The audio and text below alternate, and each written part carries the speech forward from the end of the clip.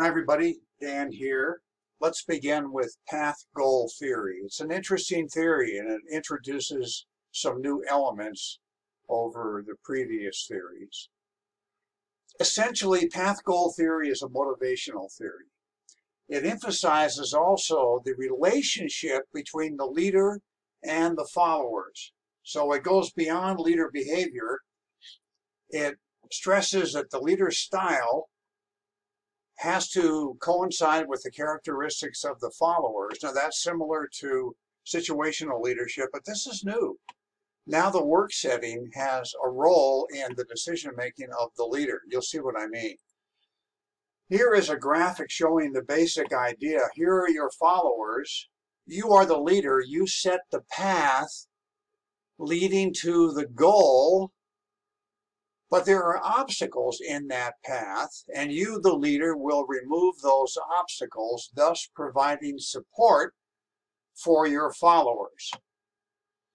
Now, the theory has 4 leadership behaviors. The first 2 are very familiar to us. Directive leadership, that's when the leader is giving the followers task-related instructions. Why? Because they need it. The leader shows what is expected of them, how everything is to be done, when it has to be done, and the standards for performance. Okay, not much new here. Not much new here. Supportive behavior. Well, the leader must be friendly, take care of the human needs of the followers, even make the environment pleasant, and treat everybody with respect as equals. Still fairly similar to what we've been reading in situational leadership. But now this is new. Participative leadership. This is a little different. Here the leader invites the followers to share in the decision-making process, and we talked about this on discussion board. There are great advantages and some disadvantages. Here is another leader behavior that's a little different. Achievement-oriented leadership. Here the leader is challenging the followers to perform at the very highest level possible, and the leader establishes a high standard of excellence, always seeking improvement. The leader also shows a great deal of confidence in the followers' ability to establish and achieve those goals. All right, so these last 2 are new. Participative leadership and achievement-oriented leadership. These 2 behaviors are new. Let's take a look at the characteristics of the followers. This is kind of a repackaging of the situational. You know, when we talked about developmental needs of the employees. If the followers have a strong need for affiliation, in other words, a need for belonging, then those followers need friendliness and concern from the leaders, thus supportive leadership. On the other hand, if you have followers who need structure and clarity and certainty in the work setting, the leader has to be more directive. Nothing new here yet. This is new, however. If the followers have shown a desire for control, and furthermore, if they believe that the locus of control, locus just means place. Think of Latin, think of locality. Locus is place, an internal place of control. In other words, if the followers feel as if they are in control of their lives, of their destiny, of their goal achievement, the leader invites them to participate in the leadership process. On the other hand, if the followers believe in an external locus of control, in other words, the control is located out there in the world, there are outside forces that control their circumstances, well, then the leader has to be more directive. The application of this theory is pretty interesting because it tells leaders when to be directive and supportive, which situational leadership did. But here, It also tells them when to be involved in participative leadership and goal achievement leadership. I reference an experiment here. I don't think all right, maybe no, I don't have time for this. I'll do this. This is an interesting experiment that took place in the 1940s, having to do with participative leadership. But let's move on to LMX theory, leader membership exchange theory. This is just kind of a fancy term for something you and I are all familiar with in the workplace, and that is the in-group and the out-group. The definition of LMX theory, again, leader member exchange theory, looks upon leadership as a process between the leader and the followers. So again, this is different from some of the other leadership theories that we have studied. For example, the trait approach, the skills approach, and the style approach focuses on the leader, exclusively on the leader. Then situational leadership and path goal theory, and now this one, LMX, focuses on the relationship between the follower and the leader. This graphic here shows the relationship between the leader and the follower. And you can see here, this is a one-on-one relationship, and they meet right here in the middle in the workplace. The in-group and out-group, I think, are concepts familiar to all of us, or to our experience in the workplace. In the in-group, there are expanded and negotiated role responsibilities. In other words, the employee approaches the leader, although it can work the other way too, but often the employee approaches the leader and asks for more responsibility. And what happens then? The relationship between the follower and the leader now is marked by more trust, more respect, more liking, and more influence that goes either way. That's why they call it reciprocal. And employees in the in-group receive more information, more influence. In other words, more influence over their roles, more confidence.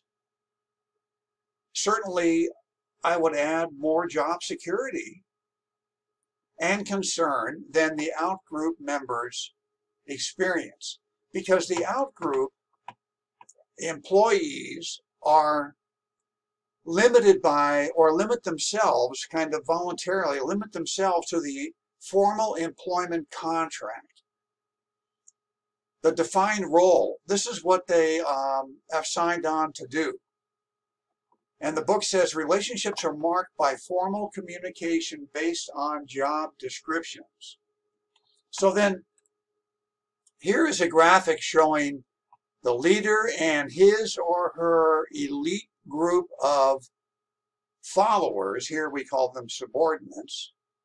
And then here are the people on the outside in the workplace, but you see they're not close and tight with the leader. So the in-group gets a lot of benefits, more information, influence, etc. And the out-group has less of that relationship and less of these benefits. And this is what the book describes the out-group as: employees who usually just come to work, do their job, and go home.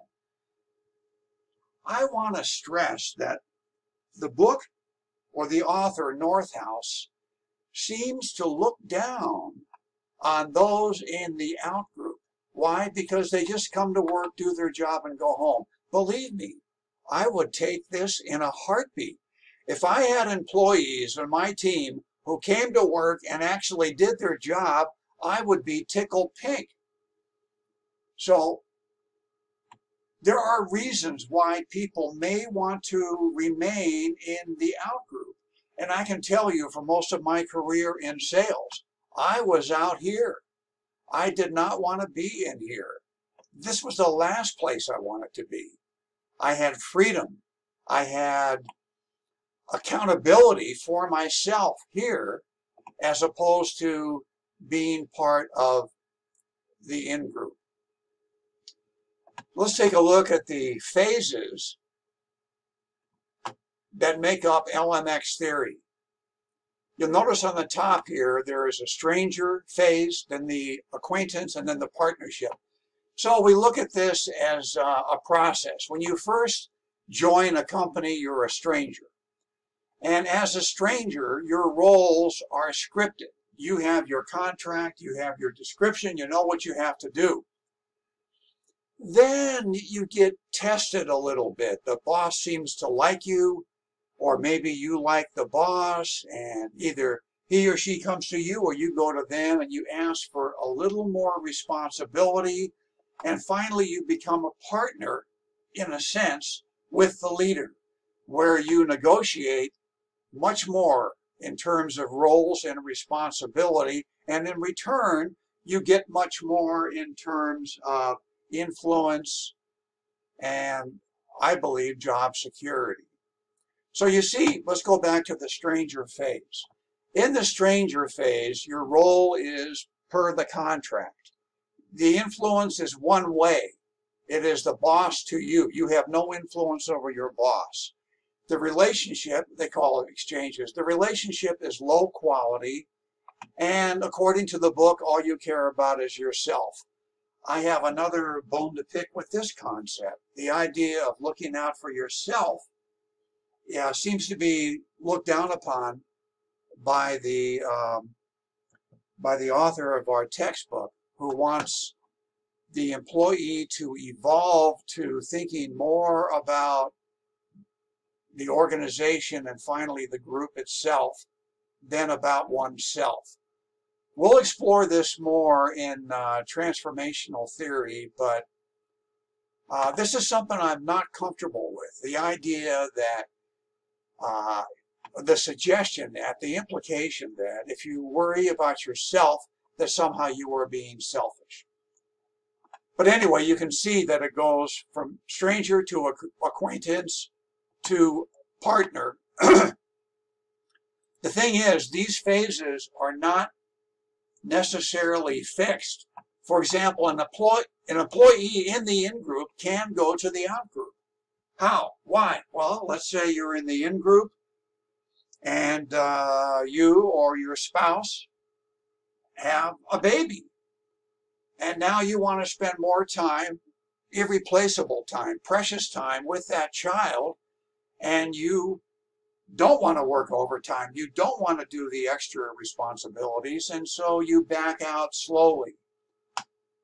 Now, can the leader find himself or herself in the out-group? I believe so. You can have an in-group, it's functioning very well, and then a new leader is brought in, say, from outside the industry. That leader is now in the out-group, at least temporarily, because he or she is completely unfamiliar or much less familiar with what is going on than the followers in the in-group. There are many advantages of being in the in-group. I'm getting close to 15 minutes here, so I'm going to breeze through this quickly. You can pause on this slide and take a look at these. They're pretty self-evident. So, but it has to do with job security and the ability to promote, and probably more fun because you have more control. But there are some advantages being in the out-group too. So I think the first one is work-life balance. Also, you're not tied to that leader. If the leader is unpopular elsewhere in the organization, your name is not associated with him or her. And I think it would be easier to transfer to other departments if you were more of a free agent in the out-group. Okay, I'm right on 15 minutes. Thanks for your attention, and I'll see you on next screencast. Bye.